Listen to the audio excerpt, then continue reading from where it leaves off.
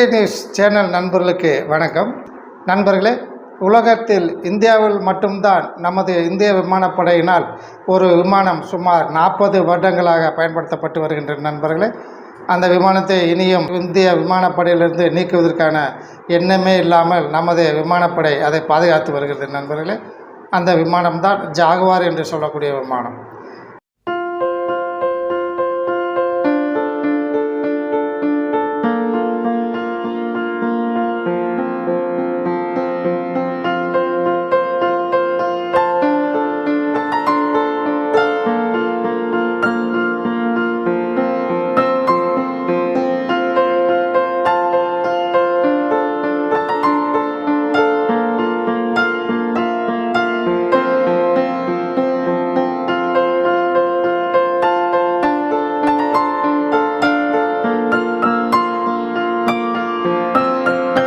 இந்த விமானம் நமது நாடு ஈடுபட்ட பல போர்களிலும் மிக திறமையாக செயல்பட்டு நமது நாட்டின் விமானப்படைக்கு உதவிகரமாக இந்த ஜாகுவார் விமானங்கள் இருந்துள்ளதாக தெரிகிறது நண்பர்களே. 1978ஆம் ஆண்டில் முதலில் பிரிட்டனிலிருந்து இந்த விமானங்கள் வாங்கப்பட்டுள்ளன. சுமார் 40 விமானங்கள் அப்போது வாங்கப்பட்டன. இந்த விமானமானது பிரிட்டன் மற்றும் பிரான்ஸ் ஆகிய 2 நாடுகளின் கூட்டு தயாரிப்பு ஆகும். இந்த விமானங்கள் நமக்கு மிக மிக பெரிய போர்களிலெல்லாம் இவை மிக திறம்பட செயல்பட்டுள்ளதாக தகவல்கள் உள்ளன நண்பர்களே. இந்த விமானத்தின் மிக சிறப்பு அம்சம் என்னவென்றால், இவற்றை தாக்குதல் விமானமாகவும் பயன்படுத்தலாம், குண்டுகளை போடுவதற்கும் பயன்படுத்தலாம். ஆகவே இவை நமது நாட்டின் தேவைக்கேற்ப அணுகுண்டுகளை போடுவதற்கும் ஏற்ற விமானமாக இந்த விமானம் பயன்படுத்தப்பட்டு வருகிறது நண்பர்களே. இந்த விமானத்தின் இன்னொரு முக்கியமான ஃபீச்சர் என்னவென்றால், இவை குறைந்த உயரத்தில் மிக வேகமாக பறந்து சென்று இலக்கினை தாக்கிவிட்டு இலக்கில் குண்டுகளை போட்டுவிட்டு மிக வேகமாக தன்னை எதிர்ப்படுத்திற்கு வரக்கூடிய விமானம் இந்த ஜாகுவார் விமானம்.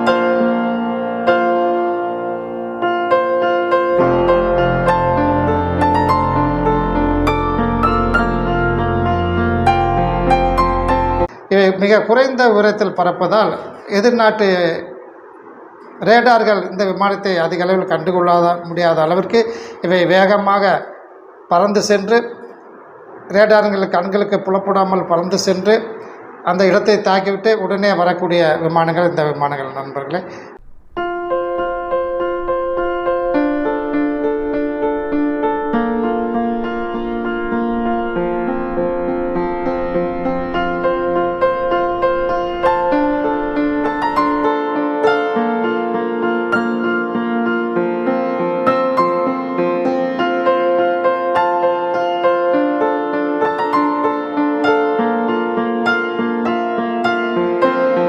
மொத்தம் 160 எண்கள் ஜாகுவார் விமானங்களை நமது இந்திய விமானப்படை வாங்கியுள்ளது. தற்போது 145 விமானங்கள் உள்ளன நண்பர்களே. இந்த விமானங்களை நமது விமானப்படையிலிருந்து நீக்குவதற்கான எண்ணமே இல்லாமல் நமது விமானப்படையை இயங்கி வருகிறது. ஏனென்றால் அவ்வளவு மிக முக்கியத்துவம் வாய்ந்த இந்த விமானத்தை அவ்வளவு எளிதில் இதனை பணியிலிருந்து நீக்கம் செய்வதற்கு நமது விமானப்படை விரும்பவில்லை நண்பர்களே. விமானங்களை மேலும் மேம்படுத்துவதற்கான முயற்சியில் நமது விமானப்படை ஈடுபட்டு வருகிறது நண்பர்களே. முதலில் 40 எண்கள் பிரிட்டனிலிருந்து வாங்கினாலும் பின்னால் நமது இந்துஸ்தான் நிறுவனம் இந்த விமானங்களை நமது உள்நாட்டிலேயே தயாரித்துள்ளதாக தெரிகிறது நண்பர்களே. முதலில் ஒரு 58 எண்கள் சிங்கிள் சீட்டு விமானங்களும், ஒரு 10 எண்கள் 2 சீட்டுகள் உள்ள விமானங்களும், மேலும் ஒரு 12 எண்கள் கடல் பகுதியில் பயன்படுத்துவதற்கு தேவையான விமானங்களையும் நமது இந்துஸ்தான் ஏரோநாட்டிக் நிறுவனம் இதை தயாரித்து நமது இந்திய விமானப்படைக்கு வழங்கியுள்ளதாக தெரிகிறது நண்பர்களே. மீண்டும் 1993ஆம் ஆண்டு ஒரு 16 எண்களை தயாரிப்பதற்கு நமது இந்திய விமானப்படை ஹிந்துஸ்தான் ஏரோநாட்டிக்ஸ் லிமிடெடுக்கு ஆர்டர் வழங்கியது. இது 1999ஆம் ஆண்டு இந்த 16 எண்களும் நமது விமானப்படையில் வழங்கப்பட்டன. நண்பர்கள், இந்த விமானம் மிக வேகமாக சென்று இலக்கினை தாக்கக்கூடியது. எதிர்நாட்டு ரேடார்களின் கண்களுக்கு புலப்படாமல் வேகமாக வந்துவிடும். இந்த வகை விமானங்களை நாம் மேம்படுத்துவதற்காக இதில் உள்ள ஏவியானிக்ஸ் சிஸ்டத்தையும் மேலும் ஃபயர் கண்ட்ரோல் ரேடார் சிஸ்டத்தையும் மாற்றுவதற்கு அனைத்து ஏற்பாடும் செய்யப்பட்டு இவை அப்கிரேட் செய்யப்பட்டுள்ளன நண்பர்களே. இவற்றில் காக்பிட்டுகள் மாற்றப்பட்டுள்ளன. மேலும் இந்த விமானத்தில் ஹெல்மெட் மவுண்டட் டிஸ்பிளே இருக்கும்படியாகவும் இதனுடைய தரம் மேம்படுத்தப்பட்டுள்ள நண்பர்களே.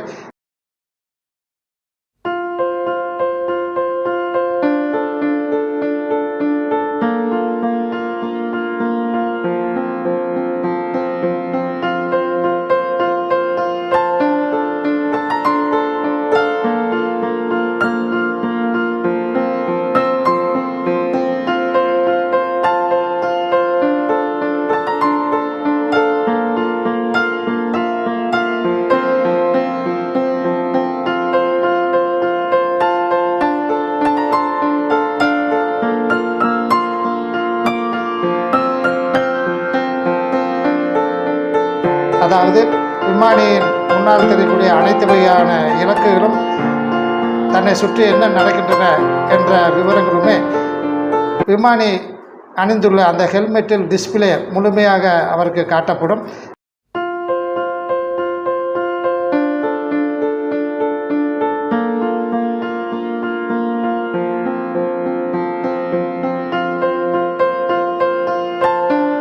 அதை வைத்து அவர் மிக எளிதாக இலக்குகளை கண்டுகொள்வதோடு மட்டுமில்லாமல் தன்னை சுற்றி என்னென்ன நடந்து கொண்டிருக்கிறது என்பதனையும் இந்த ஹெல்மெட் மூலமே தெரிந்து கொள்ள முடியும் நண்பர்களே. ஆகவே இவ்வகையிலான மேம்பாடுகள் இந்த ஜாகுவார் விமானத்தில் நமது இந்திய விமானப்படை செய்துள்ளது நண்பர்களே. இதில் உள்ள என்ஜினானது அடார் 804 மற்றும் 811 என்ஜின்களால் தயாரிக்கப்பட்டது. இதன் த்ரஸ்ட் பவர் 40.4 கிலோ நியூட்டன் என்ற அளவில் தான் உள்ளது நண்பர்களே. இவற்றை நாம் தொடர்ந்து பயன்படுத்தி வருவதால் இந்த என்ஜின் பவர் தற்போது ஒரு 15 முதல் 20% குறைந்து விட்டதாகவும், ஆகவே இவற்றின் வேகம் மற்றும் ஆயுதங்களை எடுத்து செல்லக்கூடிய அளவு போன்றவை இவற்றில் குறைந்து உள்ளதாகவும் கூறப்படுகிறது. ஆகவே இந்த என்ஜின்களை மாற்றுவதற்கு ஏனென்றால் 40.4 கிலோ நியூட்டன் பவர் உள்ள என்ஜின் வேண்டும் நண்பர்களே. ஆனால் நாம் தற்பொழுது தேஜஸ் மார்க் 1 விமானத்தில் 78 கிலோ நாட் பவர் உள்ள என்ஜின்களை, இந்த என்ஜினின் பெயர் F404 என்று கூறுகிறோம். இவை நாம் அமெரிக்காவிலிருந்து வாங்கி கொண்டிருக்கிறோம் நண்பர்களே. இந்த F404 என்ஜின்களை இவற்றை பயன்படுத்த முடியாது. ஆகவே இவற்றிற்கு பதிலாக வேறு வகை என்ஜின்களை தைவான் நாட்டில் தயாரிக்கப்பட்ட என்ஜின் ஒன்றினை வாங்கி பயன்படுத்தலாம் என்று நினைக்கும் பொழுது அந்த என்ஜினின் விலை, ஒரு என்ஜினின் விலை 96 கோடி ரூபாய் வரைக்கும் ஆகிறது நண்பர்களே. ஆகவே இவ்வகையில் ஒரு என்ஜினை பயன்படுத்தும் போது சில விமானங்களில் 2 என்ஜின்களை பயன்படுத்த வேண்டியுள்ளது. ஆகவே மொத்தம் நாம் 200 என்ஜின்களை வாங்கும் பொழுது $2.4 பில்லியன் மதிப்பிலான தொகை செலவிடப்பட உள்ளது. இது மிக பெரிய தொகையாக கருதப்படுகிறது. ஏனென்றால் இந்த விமானத்தை மேம்படுத்தி இனியும் ஒரு 15 அல்லது 20 ஆண்டுகள் இந்த விமானத்தை நாம் பயன்படுத்த முடியும்.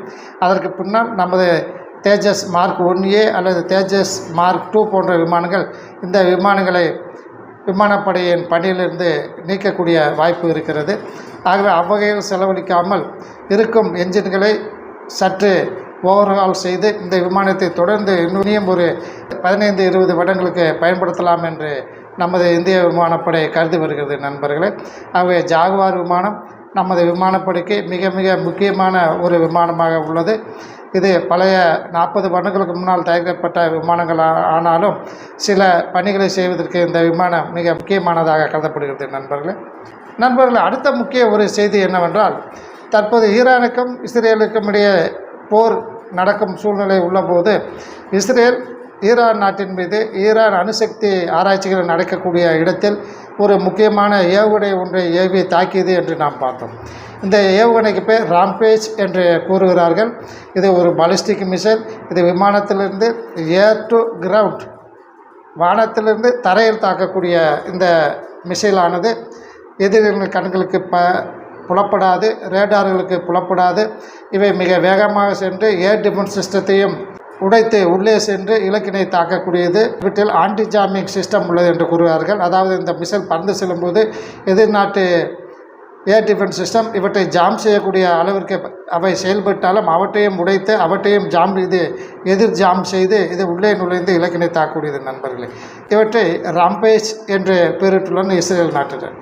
நமது இந்திய அரசும் இந்த வகை மிசைல்களை பயன்படுத்துவதற்காக நேற்று இவற்றை நமது சுகாய் Su-30 MKI என்ற விமானத்திலிருந்து நமது இந்திய அந்தமான் நிக்கோபார் ஐலண்டில் உள்ள இடத்திலிருந்து இந்த விமானத்தின் மூலம் நமது விமானப்படையும் மற்ற சர்வீஸ் அதிகாரிகளும் ஒன்று சேர்ந்து ஒரு புதிய வகை மிசைல் ஒன்றினை சோதனை செய்துள்ளனர் நண்பர்களே.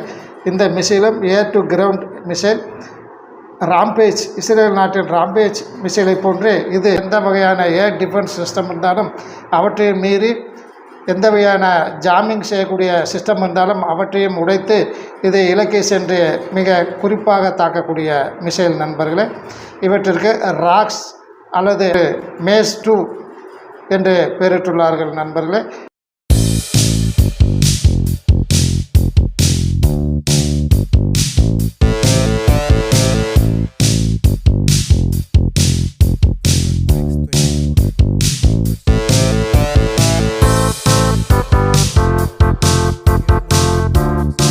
விமானத்தில் ராக்ஸ் அல்லது மேஸ் 2 என்று பெயரிட்டுள்ள மிசைல் பொருத்தப்பட்டுள்ளது.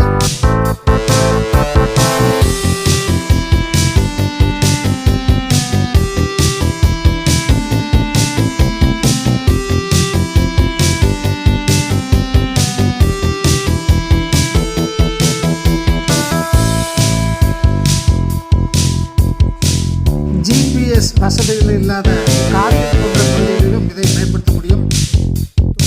இந்த மிசைல் மிக சிறப்பாக செயல்பட்டதாகவும் இவற்றை அதிக அளவில் வாங்கி சேமித்து வைத்து இவற்றை நாம் பயன்படுத்த வேண்டிய கட்டாயத்தில் உள்ளோம் என்ற காரணத்தினால் அதிக அளவில் இவற்றை உள்நாட்டிலே தயாரிப்பதற்கு ஏற்பாடுகள் செய்யப்பட்டுள்ள நண்பர்களே. மேஸ் 2 அல்லது ராக்ஸ் என்று சொல்லக்கூடிய இந்த மிசைல் இஸ்ரேல் நாட்டின் தயாரிப்பை சேர்ந்தது. அங்கிருந்து நமது உள்நாட்டிலேயே மேக் இன் இந்தியா திட்டத்தின் கீழ் நமது உள்நாட்டிலே மிக மிக மிக அதிகமான அளவில் தயாரிக்கப்பட்டு இந்த மிசைல்களை நாம் பயன்படுத்த திட்டமிட்டுள்ளோம் நண்பர்களே. இந்த மிசைல் 250 கிலோமீட்டர் வரை சென்று தாக்கக்கூடியது. இந்த மிசைலை யாராலும் தடுக்க முடியாது. இது ஒரு பலிஸ்டிக் மிசைல். இவற்றில் அணு ஆயுதங்களையும் நாம் பயன்படுத்த முடியும். நமது இந்த திட்டத்திற்கு இஸ்ரேல் அரசு மிக அதிக அளவில் ஒத்துழைப்பு நல்கி வருகிறது நண்பர்களே. இந்த மிசைல் அதிக அளவில் தயாரித்து விட்டால் சைனாவையும் பாகிஸ்தானையும் நமது சுகாய் Su-30 விமானத்திலிருந்து மிக திறம்பட அவற்றின் எந்த விதமான பாதுகாப்புகளோடு இருக்கக்கூடிய இடத்தையும் நாம் சுக்குநூறாக்க முடியும் நண்பர்களே. நமது இராணுவம் மிக சிறந்த அளவில் முன்னேறி வருகிறது. இன்னும் ஒரு 5 ஆண்டுகளில் சீனாவை எதிர்கொள்ளக்கூடிய, சீனாவின் முப்படைகளையும் அளிக்கக்கூடிய அளவில் நமது இராணுவம் மிக சிறந்த இராணுவமாக விளங்கும் என்பதில் எந்த விதமான ஐயமும் இல்லை நண்பர்களே. இத்துடன் இன்றைய நியூஸ் இந்த வீடியோ செய்தனை முடித்துக் கொள்ளலாம். நன்றி, வணக்கம்.